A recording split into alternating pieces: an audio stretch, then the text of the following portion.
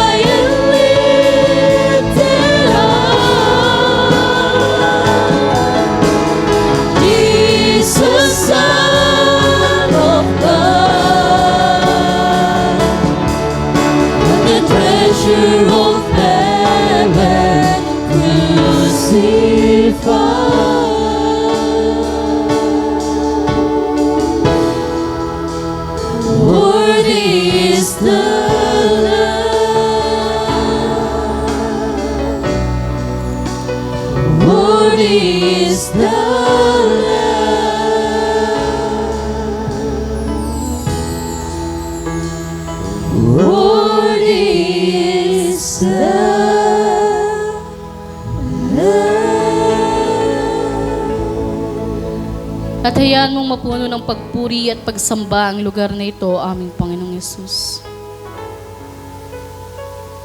We want to fill this temple with your glory.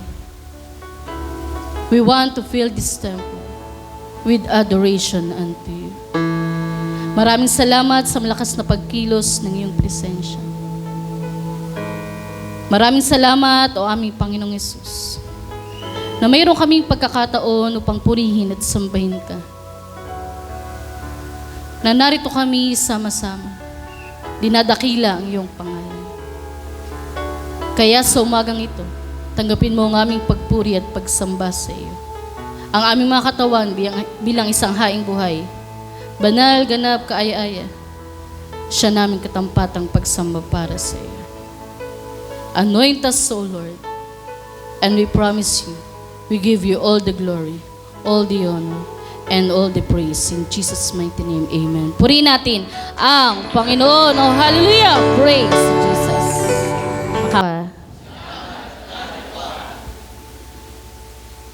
Welcome po sa ating guest speaker. At binabati ko rin po ang lahat ng mga kaguruan.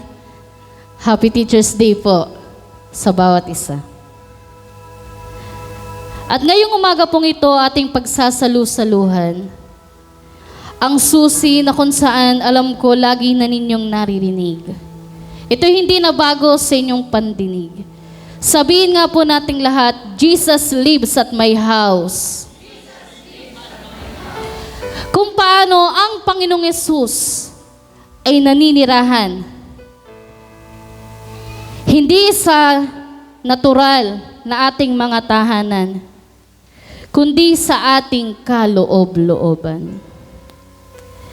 Nang sabi po rito, we become unto which we adore. Tayo daw ay nagiging kagaya nung ating ina-adore. Ano po bang ibig sabihin ng adore? Sa mga kabataan, ano para sa inyo ang adore?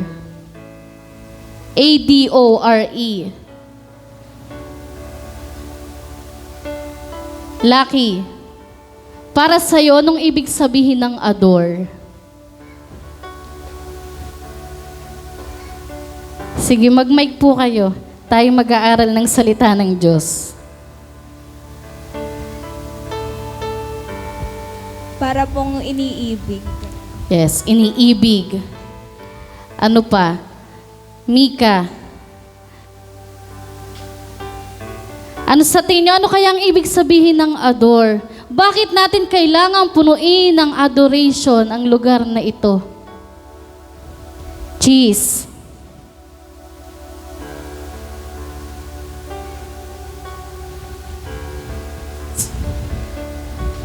Siya'y tunay na banal sa ating buhay. Siya'y tunay na banal sa ating harapan.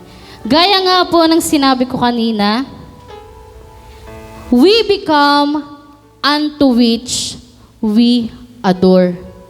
Tayo ay nagiging kagaya niya na ating sinasamba. And when we say adore, it is the things or person you worship. Things or person you honor. Things or person you cherish. Things or person you love. Things or person you respect deeply. Pag sinabi nating adore, ito yung mga bagay na ating sinasamba, ating minamahal, ating binibigyan ng respeto, ng pagpapahalaga. Because the things we admire, revere, or focus on deeply shape who we are. Ngayon ang katanungan, sino ang iyong ina-adore? Who's the one you adore? Sino? Bakit ba tayo narito? Sino ang ating sinasamba? Sino ang ating iniibig? sino ang ating pinapahalagahan? Walang iba kundi ang ating Panginoong Jesus. Purihin natin ang Panginoon. Oh, hallelujah! Praise Jesus.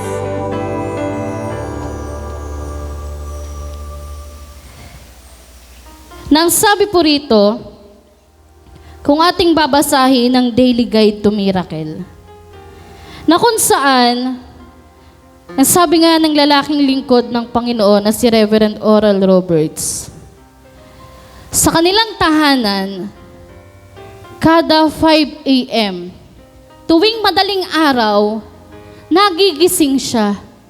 Naririnig niya na yung kanyang nanay at tatay ay dumadalangin sa Panginoong Hesus.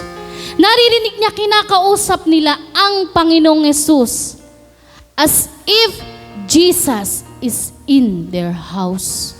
Na parang ang Panginoong Hesus ay kaharap ng kanyang magulang.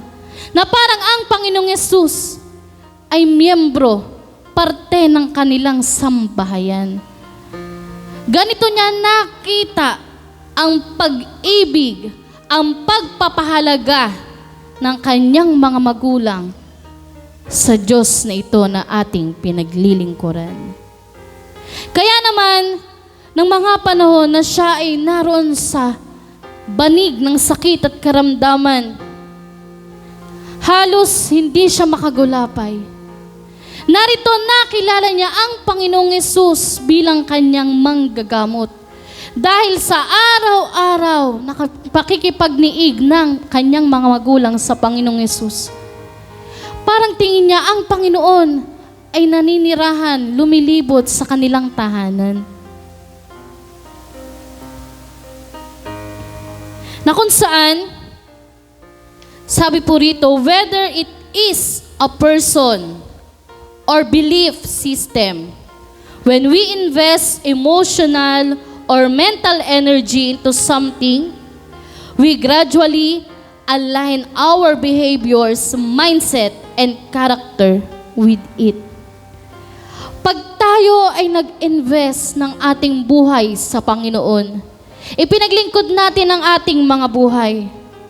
Sabi nga, as Jesus is, so are we in this world.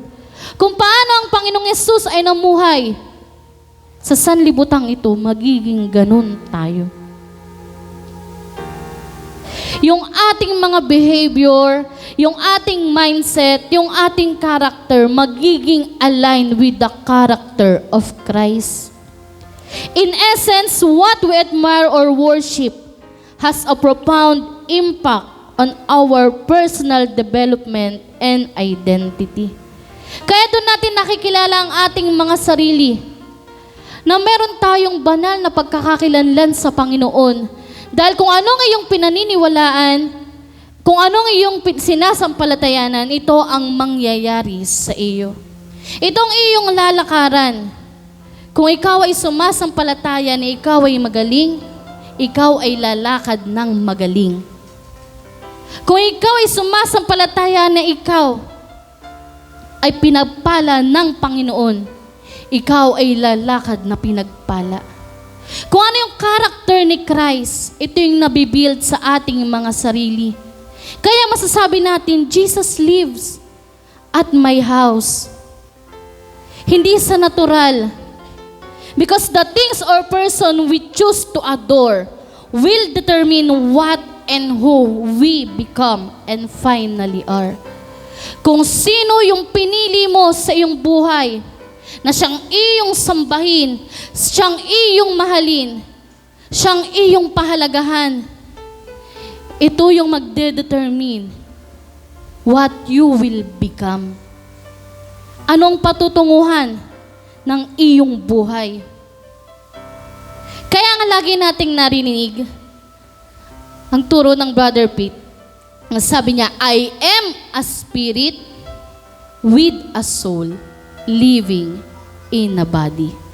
So your body is the house of your spirit. Tama po ba? Because we are a spirit with a soul living in a body. So masasabi natin that Jesus lives at my house. means Jesus lives inside of you.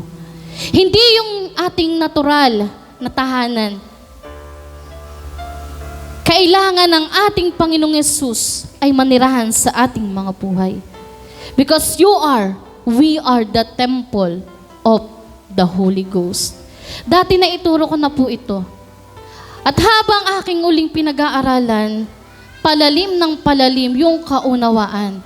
Dahil noon, akala ko pag sinabing Jesus lives at my house, yung mabubuksan ng yung espiritual na mga mata, makikita mo siya sa iyong tahanan, gaya ng pagkakita ko sa kanya sa lugar ng kinagatan. Ngunit ayun pala, pag sinabing Jesus lives at my house, Jesus lives inside of you. Kaya, kung sino ang sinasamba mo, kung sino ang pinahalagahan mo, kung sino ang pinupuri mo, makikita siya sa iyo mismo. You will become which you adore.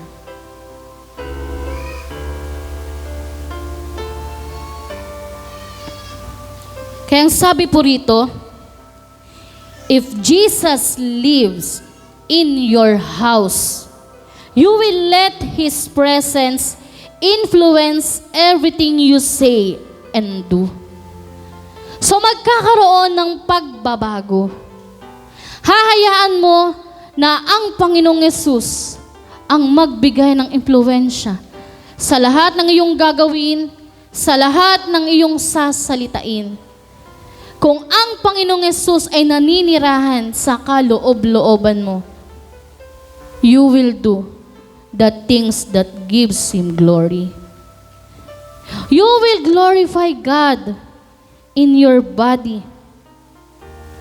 Kaya sabi, maaari ba ang ating Panginoong Yesus ay may manirahan sa ating mga puso at buhay? Yes. Ating mababasa in Hebrews chapter 13 verse 5. Buksan po natin ang ating mga banal na kasulatan. Hindi ko po yun nilagay dyan para magamit naman natin yung ating mga Bible. Diba? Kasi minsan, aasa na lang tayo dun sa naka-flash sa screen. Nang sabi rito, mangilag kayo sa pag-ibig sa salapi. Magkasya kayo sa inyong tinatangkilik, sapagkat siya rin ang nagsabi sa anumang paraan ay hindi kita pagkukulangin. Sa anumang paraan, ni hindi kita pababayaan. Keep your life free from love of money and be content with what you have. For He has said, I will never leave you nor forsake you. Purihin natin ang Panginoon. Oh, hallelujah! Praise Jesus. Kaya ang sabi ng lalaking lingkod na ito, Jesus has become my breath, my speech, my life, in the dual process of living for Him in both the secular and spiritual. So kailangan natin tong mabalance. Hindi maaari na lamang yung ating natural.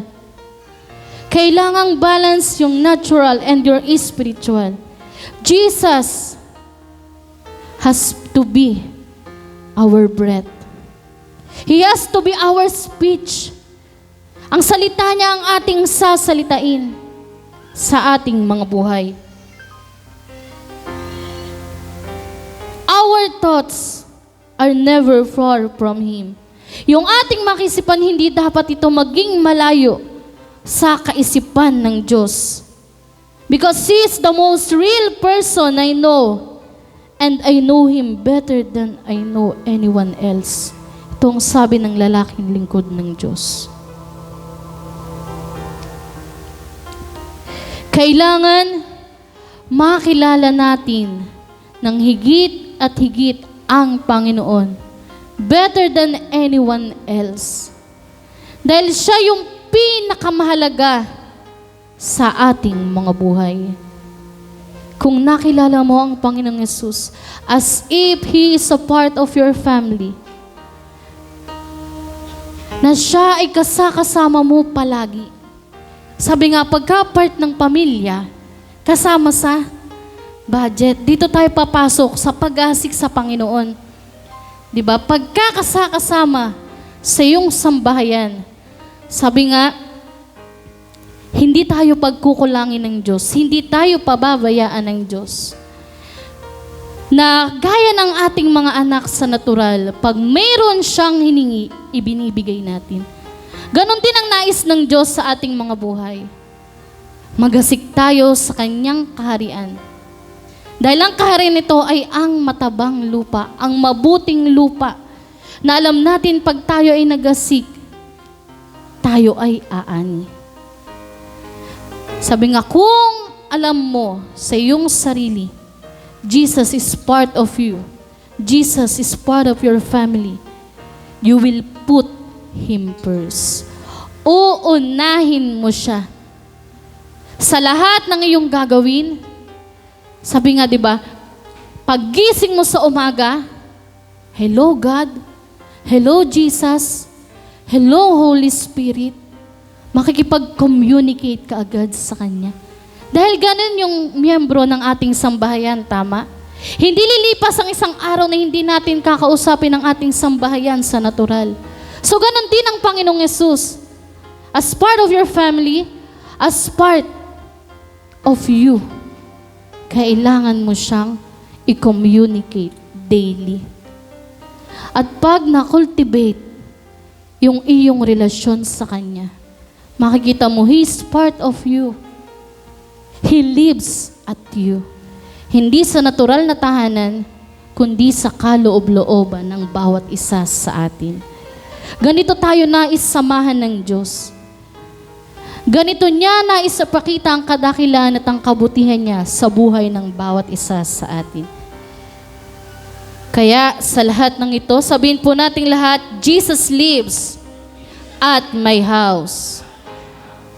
Hindi lang natin basta sinabi sa ating mga labi, kundi ito'y tumimo sa ating mga puso. Hindi po ako magpapakahaba kasi yung susi na ito po ay 2 pages lang. 33, 34, and 35 lang siya.